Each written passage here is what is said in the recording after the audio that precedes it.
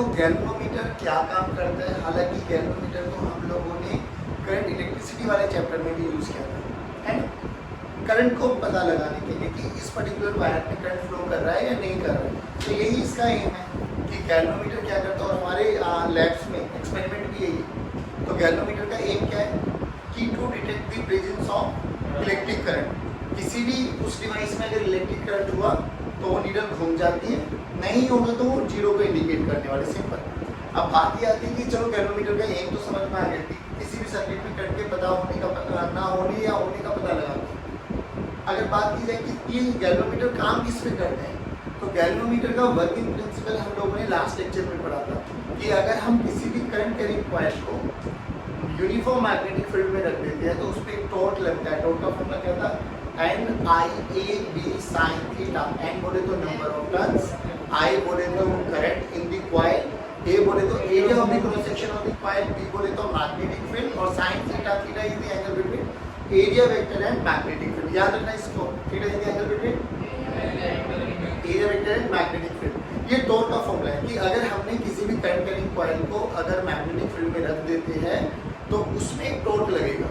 अब ये टॉर्क लगता है, ये घूमेगी तो जो नीडल होती है आपके पास गैल्वेनोमीटर की, वो किधर डिफ्लेक्ट होती है, वो आई शो यू कि कैसे होता है कैसे नहीं होता, सारा प्रोसेस आज पढ़ने वाले हैं। तो सबसे पहले ये बेसिक आइडिया बता लगे, जल्दी बताओ गैल्वेनोमीटर क्या करता है। किसी भी सर्किट में करंट है या नहीं है उसका पता लगाता है। वर्किंग प्रिंसिपल बोलो कि अगर हम एक करंट कैरिंग कॉइल को मैग्नेटिक फील्ड में रख देते हैं तो it will experience a torque. Torque का फॉर्मूला बोलो, NIAB sin थीटा। बट अब यहाँ से एक चीज़ बताओ, क्या टॉर्क थीटा पे डिपेंडेंट है? हाँ, NIAB sin थीटा। तो जैसे जैसे अगर वो घूमेगा तो क्या टॉर्क में जो आपका टॉर्क है वो कॉन्टिन्यूसली चेंज होगा? यस, क्योंकि घूमेगा तो थीटा चेंज होगा, थीटा चेंज होगा तो टॉर्क चेंज होगा। तो बेसिकली ये वेरिएबल टॉर्क है या कांस्टेंट टॉर्क है? अब ये बड़ी दिक्कत है क्योंकि ये बार बार घूमेगा। भाई घूमे, अगर करंट हुआ तो नीडल घूमेगी, जरूर घूमेगी तो टॉर्क लगेगा जरूर कॉइल पे, कॉइल पे ही वो नीडल अटैच होती है। तो जब वो कॉइल घूमेगी तो वो नीडल भी साथ के साथ घूमेगी, तो हर केस में एंगल अलग अलग होता चला जाएगा। अब ये सबसे बड़ी दिक्कत है कि इस थीटा एंगल से हमें कैसे इजाद मिली जाए, कैसे हम इससे छुट्टी पा सकते हैं। तो उसके लिए अपन लोगों ने यूज़ किया रेडियल मैग्नेटिक फील्ड लाइंस। अब ये रेडियल मैग्नेटिक फील्ड लाइंस क्या होती है, आई विल शो यू। देखो ध्यान से, मान लो एक कॉन्केव शेप होता है ना, कॉन्केव शेप। तो ये मेरे पास एक नॉर्थ पोल है, सेम ऐसी शेप, और ये मेरे पास एक साउथ पोल है, डन है। ये कौन है और ये कौन है? तो मैग्नेटिक फील्ड लाइंस निकलने वाली। अब एक चीज़ बताओ, अगर मैं बात करूँ, मान लो सिंपली कि ये मेरे पास एक नॉर्थ पोल है और ये मेरे पास एक साउथ पोल है, तो बोलो मैग्नेटिक फील्ड लाइंस कैसे निकलेंगी? नॉर्थ से साउथ की तरफ रहेंगी। पक्की बात है ना? सभी बच्चे रिप्लाई करेंगे, ठीक। और अगर मेरे पास कॉन्केव शेप, या इसको हॉर्स शू भी बोलते हैं, ऐसे आप लोगों ने मैग्नेट्स देखी होंगी। हाँ देखो इधर एक ऐसी मैग्नेट है, ये नॉर्थ, ये साउथ। अब मैग्नेटिक फील्ड लाइंस का डायग्राम क्या सेम रहेगा या चेंज हो जाएगा? चेंज हो जाते हैं। अब इधर देखो ऐसे बन जाती है,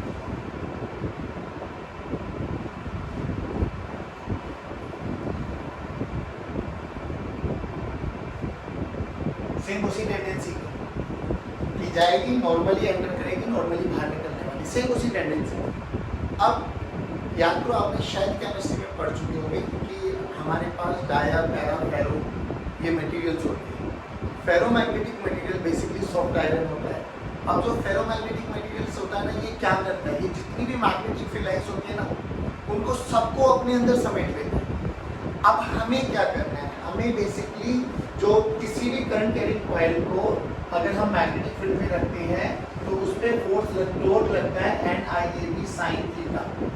और यहाँ से हम लोगों ने चेक किया कि जो थीटा है वो डायरेक्टली, टाउ जो है वो डायरेक्टली प्रोपोर्शनल है थीटा के। अपन को ये थीटा से छुट्टी देनी है कि अब इससे कैसे दूर करा जाए।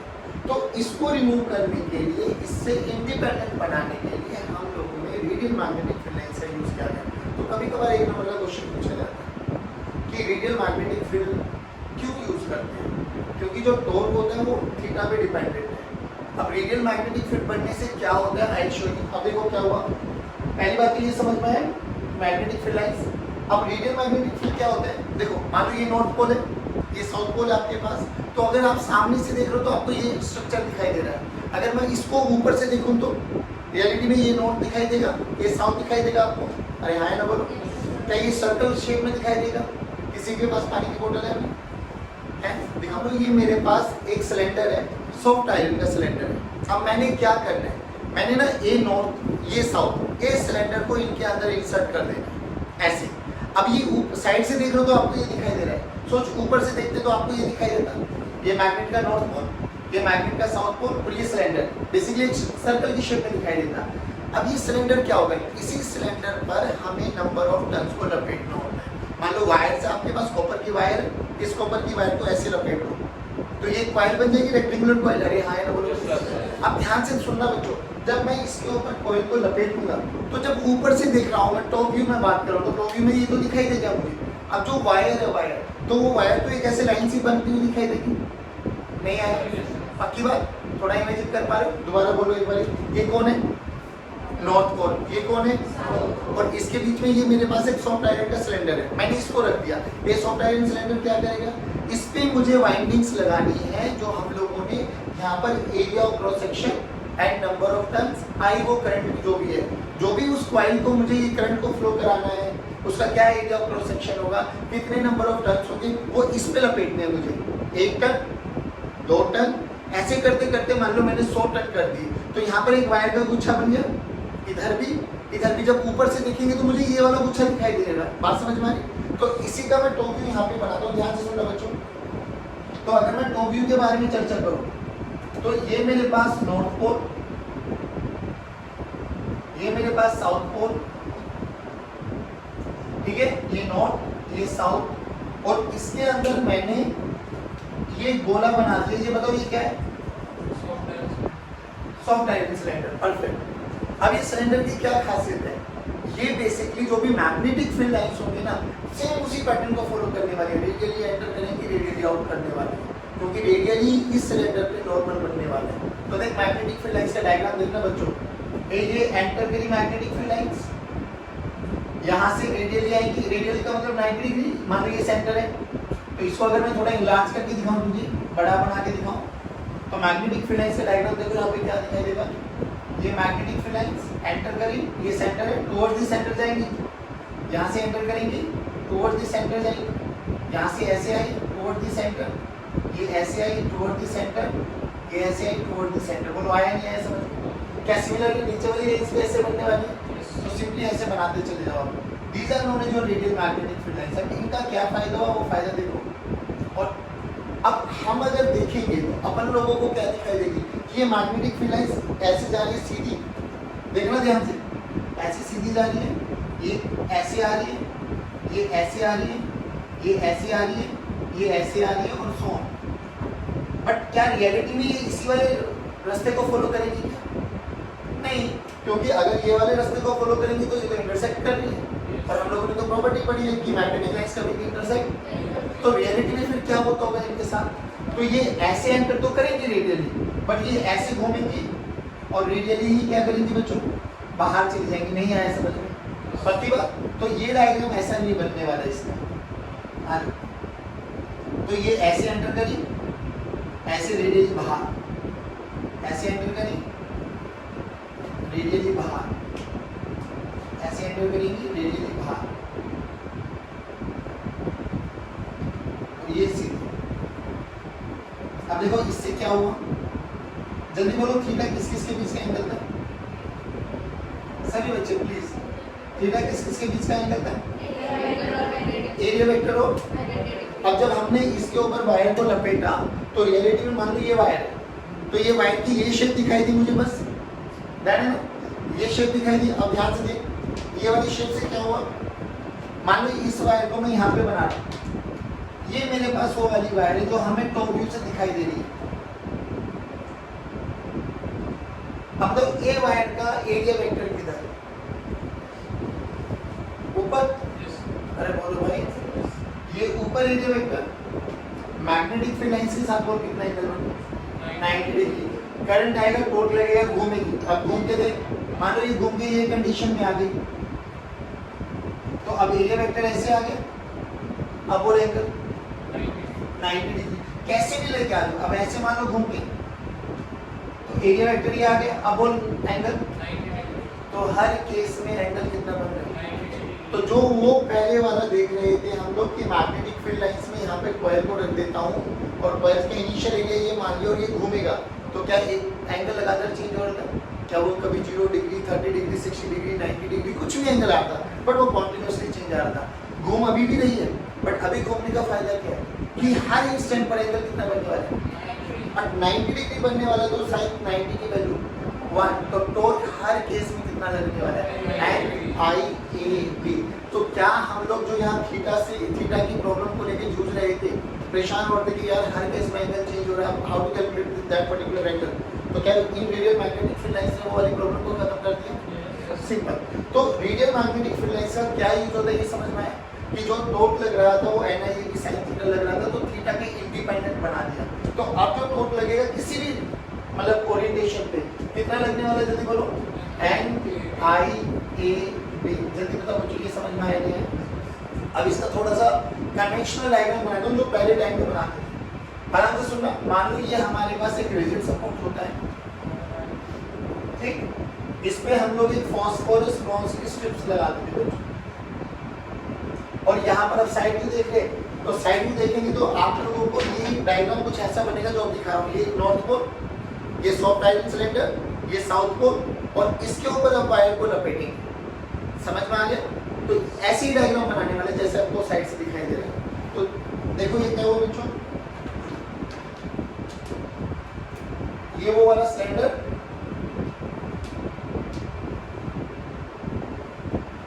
डन है। यहां पर नॉर्थ पोल,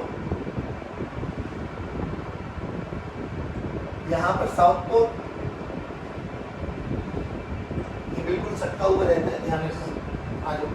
अब क्या हुआ, हमें इसके ऊपर वायर्स को लपेटना है तो ये वायर्स की वाइंडिंग लगा देते हैं बच्चों। ये 1 टन 2 टन जितने भी आपको लगाने हैं आप लगा सकते हैं, तीसरा टन एंड सो। अब 1 टन यहाँ पर आ गया जहां से स्टार्ट किया था, 1 टन इसके साथ अटैच कर देते हैं और नीचे अपन एक हेयर स्प्रिंग लगा के इसको फिक्स कर देते हैं। ये सेटअप बन गया हमारे पास। अब देखो एक टर्मिनल यहाँ पे था बच्चों, तो यहाँ से एक टर्मिनल निकाल लो टेपर और यहाँ से एक टर्मिनल लगा लो taper. This is phosphorus bronze strip.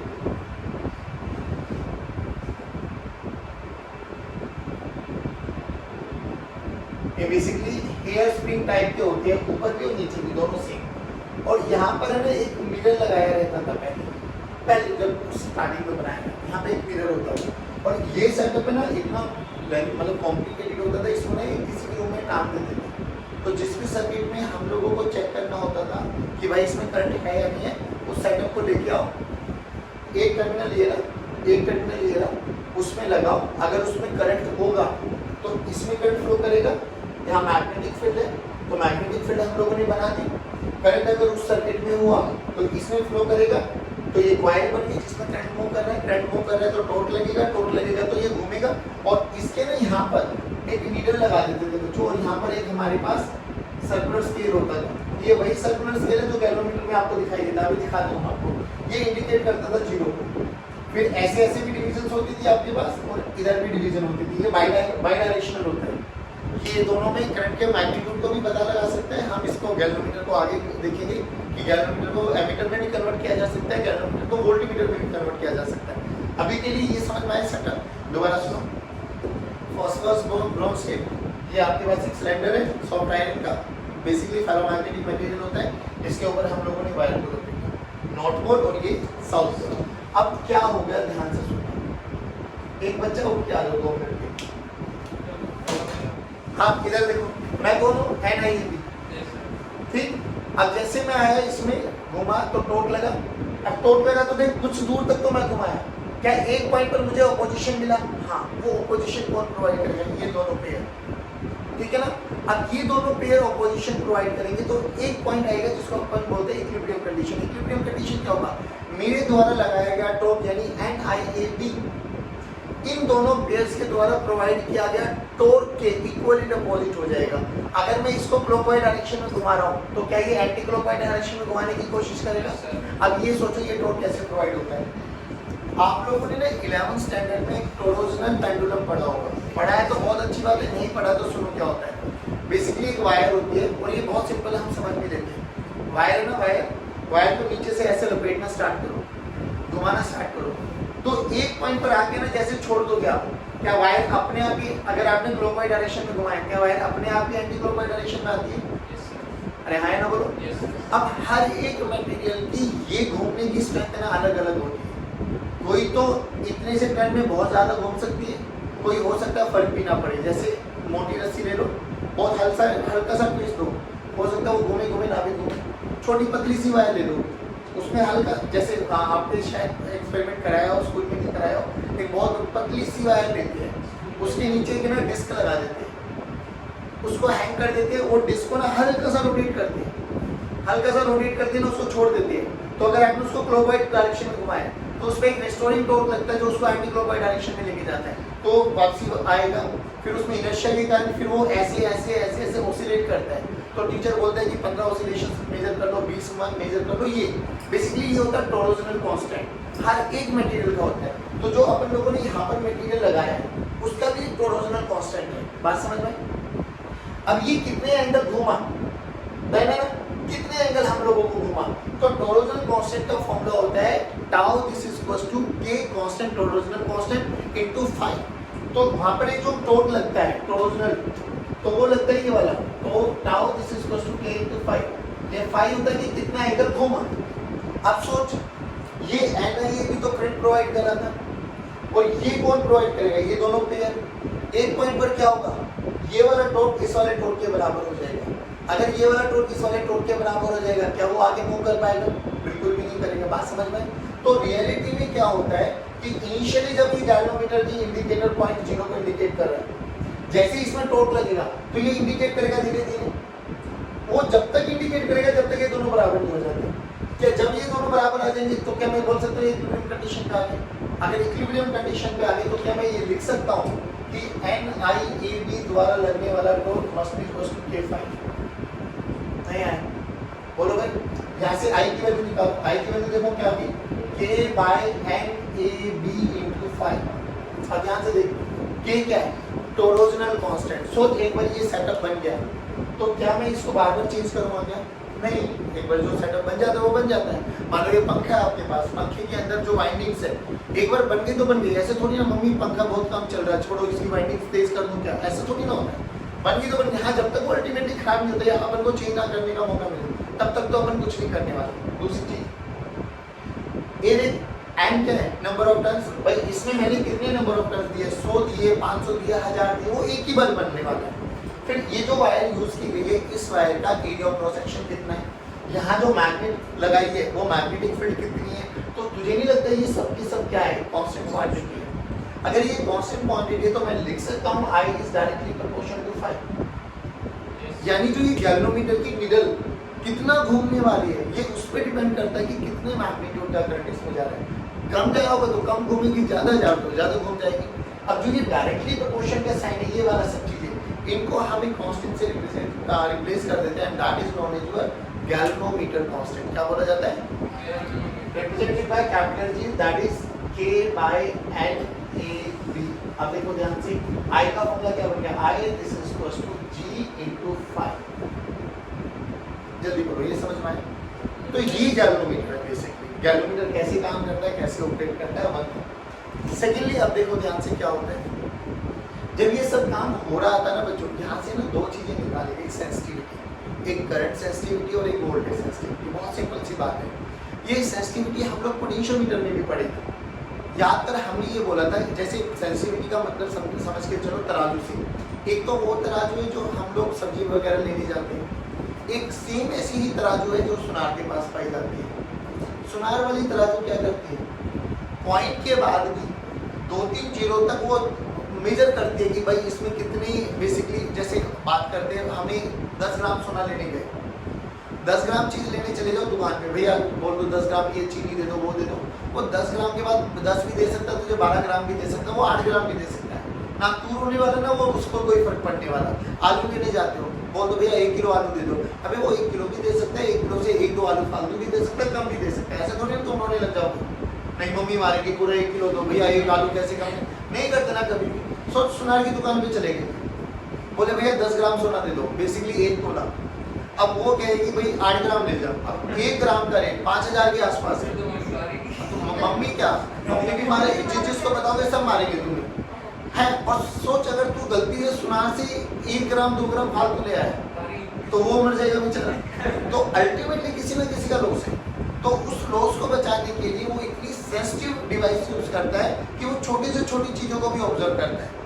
सोच वो 10 ग्राम के बाद 0.0000 चौथी पांचवी पे आके वो 1 नंबर लगाओगे ना तो उसका कोई फिजिकल सिग्निफिकेंट होता नहीं है। That is sensitivity. किसकी सेंसिटिविटी ज्यादा, सुनार वाली तराजू की या इस वाली तराजू की?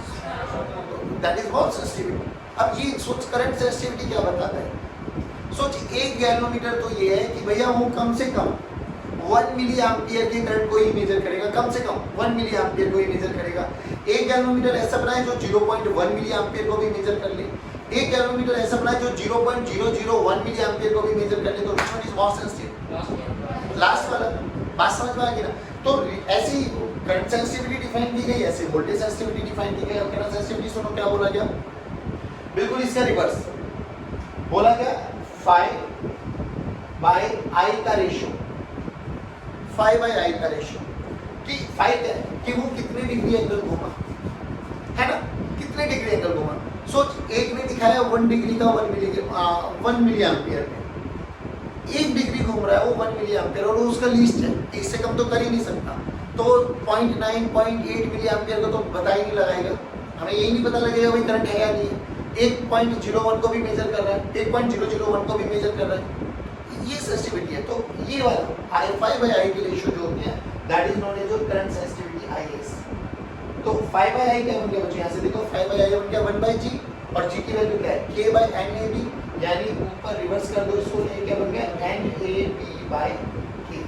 This is your current sensitivity. पूछा जाता है how to increase the current sensitivity, तो देख लीजिए इंक्रीज करने के तरीके, टाइम को बढ़ा दो, एरिया को बढ़ा दो, मैग्नेटिक फील्ड की स्ट्रेंथ को बढ़ा दो, या जो ये टोरोजनल कांस्टेंट है ये कम से कम रखो, है ना। हर एक मटेरियल का अलग अलग है, तो जो ये हेयर स्प्रिंग लगाती है ये बहुत सॉफ्ट लगती है, सॉफ्ट होती है, ये बहुत इजीली घूम जाए। सो मैंने कोई ऐसा मटेरियल लगा ले जो घूमे ही ना बहुत जल्दी है, तो जिम में अपन स्प्रिंग्स वगैरह यूज करते हैं जिम के मशीनों के नीचे, सो अगर उनकी मटेरियल का बना दिया तो भाई साहब इसमें तो आग लग जाएगी, वो घूमेगी नहीं मीटर, कितने करंट देते चले जाओ, आपको बात समझ में आ गई ना। तो ये बहुत सॉफ्ट होनी चाहिए, हेयर स्प्रिंग, हेयर बोले तो बालों जितनी पतली होनी चाहिए कि ये इजीली छोटे से सेंस को भी ऑब्जर्व कर पाए, बात समझ में आ गई। सेम ऐसे ही एक डिफाइन किया जाता है जिसको अपन बोलते हैं वोल्टेज सेंसिटिविटी। और वोल्टेज सेंसिटिविटी क्या होता है, जैसे यहाँ phi by I का रेशियो होता है करंट सेंसिटिविटी, वैसे ही phi by V का रेशियो होता है वोल्टेज सेंसिटिविटी। जल्दी बोलो VS की वैल्यू क्या हो जाएगी, phi by V। अब according to Ohm's law V को क्या लिख सकता हूँ I into R। अब R क्या है भाई, जो अपन ने ये कॉइल यूज किया गया है इसका कुछ ना कुछ तो रेजिस्टेंस होगा जरूर, that R is the resistance of this particular coil. तो देख यहाँ पे क्या लिख सकता हूँ, phi this is equals to I into R। क्या phi by I ही मेरा करंट सेंसिटिविटी बना, so this is nothing but IS by R। IS की वैल्यू ऊपर लिखो NAB by K, तो वोल्टेज सेंसिटिविटी क्या हो जाएगी NAB by K into R। तो यहाँ पर क्या हो गया बच्चों NAB by K into R। जल्दी बताओ ये समझ में आया कि गैल्वेनोमीटर क्या काम करता है, एम क्या है इसका, जल्दी बोलो, ऊपर लिख लेना। एम क्या करता है, टू मेजर द प्रेजेंस या to detect the presence of electric current in that particular circuit. इसका प्रिंसिपल क्या है कि किसी भी करंट कैरिंग कॉइल को अगर मैं यूनिफॉर्म मैग्नेटिक फील्ड में रखता हूँ तो it will experience a torque. ये सब हम लोगों ने उसके बाद यूज किया कि टोर्क ये था, फिर रेडियल मैग्नेटिक फील्ड लाइंस का यूज किया, उससे जो टोर्क था वो इंडिपेंडेंट ऑफ थीटा हो गया। फिर जब हम लोगों ने इसमें एक्सपेरिमेंट किया तो यहाँ 2 टर्मिनल्स हैं, इन 2 टर्मिनल से क्या हुआ, एक टर्मिनल पे यहाँ पे करंट सर्किट को एक टर्मिनल यहाँ पे लगा देंगे, एक यहाँ पे लगा देंगे। जब आपको डिवाइस दिखाऊंगा ना अभी तो आपको वहाँ पे 2 टर्मिनल दिखाई देंगे, एक लाल वाला और एक काले वाला। तो एक लाल वाला होगा एक काले वाला होगा, सर्किट लेके आओ, एक को लाल में जोड़ो एक को काले में जोड़ो, वो अगर उसमें करंट फ्लो करेगा तो इसकी नीडल ऑटोमेटिकली घूमना स्टार्ट कर देगी। वो कितने घूमेगी कितना नहीं घूमेगी, that will be a different aspect. बात समझ में? उसके बाद ये छोटी सी कैलकुलेशन। अब बात ये आती है कि सर ये जो मिरर लगाया गया है, इस मिरर का क्या यूज है? देखो अपन को ये बेसिक यूज करना है कि ये how to calculate this phi. तो फाई कैलकुलेट करने के लिए अपन ये मिरर लगाते थे। अब इस मिरर का क्या काम है वो भी बताता हूँ। अब बात करते हैं कि how to measure that particular angle phi, और वो शीशे का क्या यूज है। अब जो ये मिरर होता है ना, ध्यान से सुनो, हमारे फिजिक्स में ना एक शायद आप लोगों ने 9th या 10th स्टैंडर्ड में जब लॉज ऑफ रिफ्लेक्शन पढ़े होंगे, प्लेन मिरर के बारे में बात करी होगी, तो आपको एक छोटा सा कॉन्सेप्ट बताया गया था। देखना समझ कि मान लो ये मिरर है मेरे पास, ठीक है, और इस मिरर पे मैं एक नॉर्मल ड्रॉ करता हूँ। यहाँ पर इंसिडेंट रे आती है मेरे पास, ये एंगल आई और ये एंगल आर को फॉलो करते हुए चली जाती है। तो एंगल आई और एंगल आर बराबर ही होते हैं, तो मैंने दोनों को एंगल आई लिख दिया, लॉज ऑफ रिफ्लेक्शन। ठीक बच्चों, अब इसमें क्या होता है कि अगर मैं इस मिरर को, ध्यान से सुनना प्लीज, अगर आते हैं तो बहुत अच्छी बात, नहीं आते तो जब हम लोग ऑप्टिक्स पढ़ेंगे अपन प्रूव भी करेंगे इस चीज को। अगर मैं इंसिडेंट रे क्या है, बेसिकली यहाँ से लाइट आ रही है, मान लो कोई भी एक लेजर लाइट है, कोई भी एक सोर्स है, यहाँ पर एक लेजर लाइट का सोर्स है, मान लो यहाँ से एक बीम जा रही है लाइट की। मैं इस लेजर लाइट को यहाँ पे फिक्स रखूँ, इसको नहीं मूव कराना, इस शीशे को रोटेट करा दूँ, मान लो ओमेगा से, या थीटा एंगल रोटेट करा दूँ, तो थीटा की वैल्यू ही ओमेगा इनटू टी होती है। तो अगर मैं इसको थीटा से रोटेट करा दूँ, ब्लैक वाला पोर्शन को देखो, और इंसिडेंट रे अगर अभी भी वही है, तो ऑब्वियसली इसका नॉर्मल शिफ्ट हो जाएगा बाबा। तो नॉर्मल का मतलब पहले ये नॉर्मल था, अब नॉर्मल ये आ जाएगा इसका।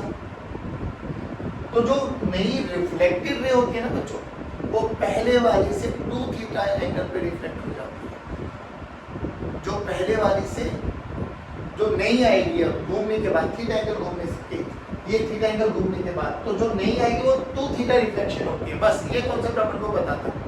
अब उन्होंने देखो इसका क्या यूज किया। अब जब यहाँ पर एक शीशा लगाया गया, मिरर लगाया गया बच्चों, तो उन्होंने इसी रूम में एक लेजर का सोर्स, कोई भी लाइट का सोर्स रखा, और वो लाइट का सोर्स इसको इंडिकेट करा था, ठीक। और यहाँ पर है ना एक हमारे पास एंगुलर स्केल रख दिया हुआ। तो ऑब्वियसली जब तक वो घूम नहीं रहा था, जब कोई भी डिफ्लेक्शन नहीं था, तो ये लाइट गई होगी कहीं ना कहीं, तो रिफ्लेक्ट हुई होगी बच्चों। तो अपन को वो वाला मान पता है, मान लो 20 डिग्री मान लेते हैं, लेट्स से 20 डिग्री। फिर इसमें करंट चला तो ये मिरर घूमा। अब मिरर घूमा तो ये सोर्स यहीं पर है। अब मान लो कि वो मार्क चला गया लेट्स से 30 डिग्री पर, हमारा काम खत्म हो गया। हमें ये तो समझ में आ गया ना, पहले इंडिकेशन कहाँ था 20 पर, अब कहाँ पर आ गया 30 डिग्री पर। तो यहाँ से यहाँ कितना डिफ्लेक्शन हुआ 10 डिग्री। बात समझ में? तो पहले इंसिडेंट रे ये थी, अब इंसिडेंट रे ये आ गई है, और ये हमें पता है कि अगर उस शीशा थीटा घूमेगा तो इंसिडेंट रे कितना घूमेगी 2 थीटा, नहीं आया पक्की बात। तो यहाँ से 5 की वैल्यू निकल गई, 2 5 दिस इज इक्वल्स टू 10, तो 5 की वैल्यू 5 लेगी, आएगी समझ में? तो ये मिरर का यूज करके अपन लोग वो 5 कैलकुलेट कर लेते हैं। आजकल तो मॉडर्न टेक्नोलॉजी इतनी एडवांस हो गई कि कुछ मत। पहले ये वाला एक हैंगिंग होता था, दीवार में टांग दो, वहीं सब सेटअप होता था। अब तो ये छोटा सा देखो, ये दिस इज योर गैलरीमीटर, उठा के ले जाओ कहीं पर, कैसे भी कर लो, ऑपरेट कर लो। अब बात ये आती है कि इस गैलरीमीटर का ना एक कंडीशन है, इसको बोलते हैं मैक्सिमम डिफ्लेक्शन। देखो ये गैलरीमीटर ना, जैसे इसमें लिखा हुआ है गैलरीमीटर, तो इसमें ना रेंज आती है कि मिली एम्पियर, माइक्रो एम्पियर, ठीक है।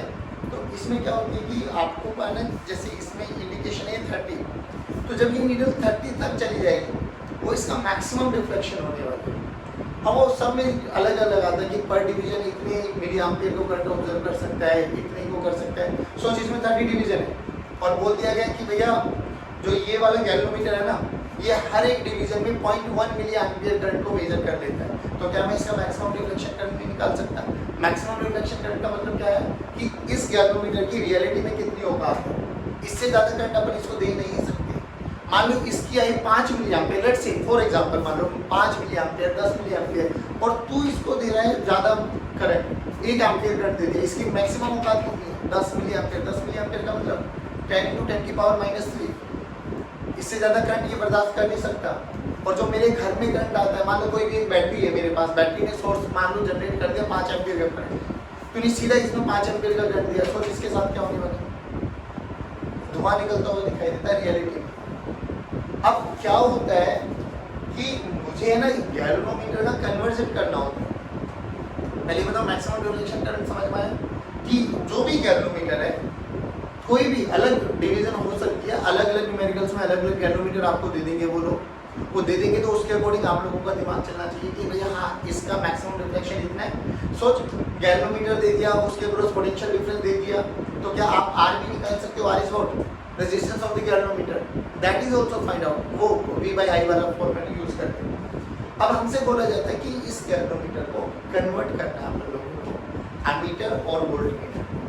तो आज छोटा सा टॉपिक समझ लेते हैं कि how to convert galvanometer into ammeter. अब एमीटर क्या काम करता है ये बताओ, करंट को मेजर करता है, डायनेमिक बिल्कुल सही है।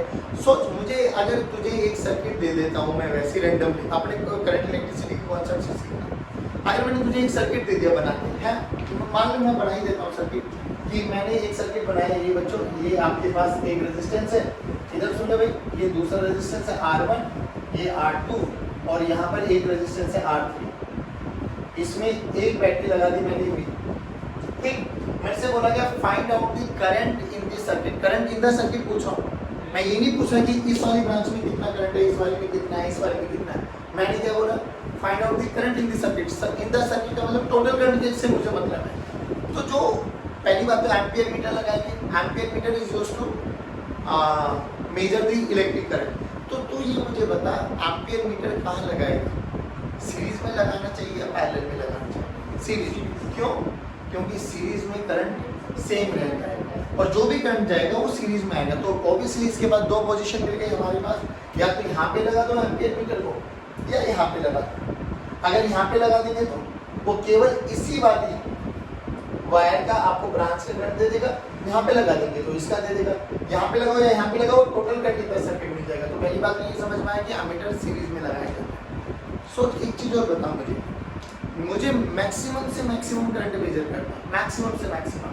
अब वैसे तो रियलिटी में कोई आइडियल होती नहीं है, आइडियल का मतलब अपन ये मान के चलते हैं या तो रेजिस्टेंस 0 होगा या रेजिस्टेंस इनफाइनाइट होगा अकॉर्डिंग टू दिस सिचुएशन। मैं ये चाहता हूँ मैंने चल एम्पियर मीटर लगा दिया, दैट है परफेक्ट, करंट को मेजर कर, जो भी करंट इसमें फ्लो कर रहा होगा वो इंडिकेशन आपको दिखा देगा कि इसमें 2 एम्पियर है 3 एम्पियर है व्हाटएवर जो भी है। मैं कहता हूँ कि अगर मुझे मैक्सिमम करंट मेजर करना है और इसका कुछ रेजिस्टेंस है, एम्पियर का कुछ रेजिस्टेंस है, तो बताओ वो रेजिस्टेंस कम से कम होना चाहिए ज़्यादा से ज़्यादा, कम से कम, क्योंकि रेजिस्टेंस बेसिकली अपोजिशन है। अगर ज़्यादा से ज़्यादा अपोजिशन होगा तो वो ज़्यादा करंट को एंटर करने नहीं देगा, कम करंट को करेगा तो हमें कम इंडिकेशन मिलेगी, कम से कम होगा तो वो ज़्यादा से ज़्यादा करंट को फ्लो कराने देगा तो हमें इंडिकेशन ज़्यादा मिलेगी। तो रेजिस्टेंस ऑफ एम्पियर मीटर कम होना चाहिए, ज़्यादा कम। ओके, अगर आइडियल की बात करूँ तो 0, आइडियल की बात करूँ तो अब सुनो मेरी बात, अगर कुछ नहीं लिखा आया तो मान के चलना वो आपके पास आइडियल एम्पियर मीटर है और बोल दिया गया कि take resistance of the ampere meter is 10 और 20 और व्हाटएवर जो भी गिवन होगा आपको वो कंसीडर करना पड़ेगा। बात समझ में आई? सो इसका अगर मैं रेजिस्टेंस बोल दूं कि लेट्स से इसका रेजिस्टेंस 5 ओम है 10 ओम है, तो ये रेजिस्टेंस ये रेजिस्टेंस ये रेजिस्टेंस तो थी पहले सर्किट में, क्या इसका भी साथ के साथ सीरीज में ऐड हो जाएगा? तो वो आपको काउंट करना पड़ेगा। बात समझ में आ रही? आइडियल एम्पियर मीटर का रेजिस्टेंस बोलो 0 या मैक्सिमम 0, और वैसे एम्पियर मीटर है तो रेजिस्टेंस कम से कम होना चाहिए जिससे वो कम से कम अपोजिशन सर्किट हो। बात समझ में? अब सुनो, अब जो अपन बात कर रहे थे कि ना how to convert galvanometer into ammeter. अब ये गैल्वेनोमीटर डन, इस गैल्वेनोमीटर को मुझे एमीटर में कन्वर्ट करना, बहुत सिंपल सा प्रोसेस है, देख मैं बताता हूँ कैसे। अब ये बताओ इस गैल्वेनोमीटर का एक क्या चीज बोली थी हम लोगों ने कि भाई एक पॉइंट है जिसको हम बोलते हैं मैक्सिमम डिफ्लेक्शन करंट, उससे ज़्यादा वो ले नहीं सकता। और ये मैक्सिमम डिफ्लेक्शन करंट बहुत छोटी रेंज का होता है, milli ampere, micro ampere, micro का मतलब तो रेंज और भी छोटा हो गया 10 की पावर -6। अब सुनना ध्यान से बच्चों, प्लीज इधर ध्यान देखो। मान लीजिए मेरे पास गैल्वेनोमीटर है, गैल्वेनोमीटर ये मैंने मान लिया कि that is capital G is resistance of the galvanometer, मान लिया मैंने रेजिस्टेंस ऑफ द गैल्वेनोमीटर, इसका कुछ ना कुछ रेजिस्टेंस है और इसकी जो मैक्सिमम डिफ्लेक्शन करंट है that is represented by IG। IG is what? Maximum deflection of galvanometer. सोच मेरे घर में जो मैंने सप्लाई दिया करंट दिया वो आई है, आई मान ले 3 एम्पियर, मान लो 3 एम्पियर, इसका जो मैक्सिमम डिफ्लेक्शन है मान लो 10 मिली एम्पियर है। सो देख कितना रहा 3, सीधा दे दिया तो ये तो खत्म, बट अपन को करना भी सारा का सारा करंट मेजर है। तो ये क्या होगा, अपन को क्या सोचना पड़ेगा कि भाई देख मैक्सिमम से मैक्सिमम इसमें कितना जा सकता है IG, इससे ज्यादा मैं करंट दे ही नहीं सकता। सोच अगर ये मैक्सिमम करंट है तो बाकी बचा कितना I minus IG, I minus, अब I माइनस IG बहुत ज्यादा करंट है या बहुत कम करंट है? ज्यादा करंट है। अब एक ज्यादा करंट है तो उसको फ्लो कराने के लिए मुझे कोई ना कोई तो वायर मटेरियल का कंडक्टर का यूज करना पड़ेगा। तो जो कंडक्टर मैं यूज कर रहा हूँ उसका रेजिस्टेंस बताओ, ज्यादा से ज्यादा होना चाहिए, कम से कम होना चाहिए? कम से कम। करंट मैक्सिमम है भाई मान लो यहाँ पे 3 मिली एम्पियर का करंट है, तो सॉरी 3 एम्पियर का करंट है, और ये जो है वो मान लो 10 मिली एम्पियर के करंट को ही अपना मैक्सिमम रिफ्लेक्शन करंट दे सकता है। तो बचा कितना 3 माइनस 10 मिली एम्पियर। तो जो 3 माइनस 10 मिली एम्पियर करंट बचा वो कम करंट, छोटा करंट है बहुत बड़ा करंट है? अरे हमारे घर में मैक्सिमम 5 से 7 एम्पियर करंट आता है, तो it's a very huge amount of current. अब ये बताओ जो ये ज्यादा करंट बचा I माइनस IG जिसको मैं बोलूंगा, क्या उसको मूव कराने के लिए मुझे एक कंडक्टर की जरूरत पड़ेगी? हाँ, जो कंडक्टर मूव कराऊंगा जिसकी हेल्प करनी लेनी पड़ेगी मुझे, उसका रेजिस्टेंस के बारे में क्या कहना चाहिए, कम या ज्यादा? कम। और कम रेजिस्टेंस की वायर को बोला जाता है शंट। क्या बोला जाता है? Shunt, SHUNT। Shunt is a low resistance wire. क्या बोला जाता है? अच्छा अब एक बात बताओ भाई, करंट यहाँ से एंटर करेगा, मुझे अल्टीमेटली यहाँ तक पहुँचाना है, तो यहाँ पर एक पैरेलल में एक लो रेजिस्टेंस वायर लगा दो बच्चों, जिसको बोला जाता है शंट, रिप्रेजेंटेड बाय S।